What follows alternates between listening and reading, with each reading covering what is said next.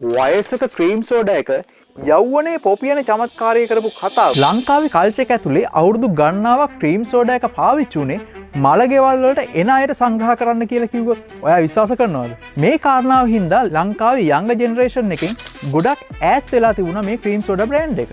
මේ බ්‍රෑන්ඩ් එකට තිබුණ ලොකුම රිස්ක් එක තමයි ජෙනරේෂන් ගැප් එක.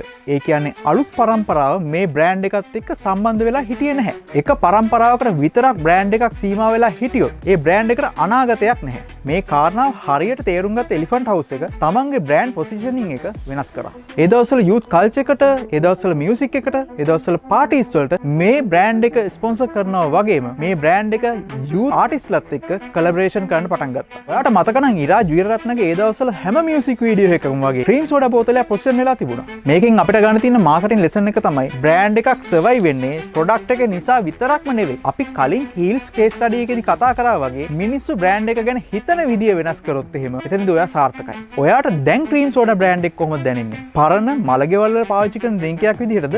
එහෙම නැත්නම් යූත් වයිබ් එක රිප්‍රසන්ට් කරන ඩ්‍රින්ක් එකක් විදිහටද? මේ වගේ ඉන්ටරෙස්ටිං මාකටිං කේස් ස්ටඩිස් බලන්න දැම්ම මාව ෆලෝ කරලා තියාගන්න.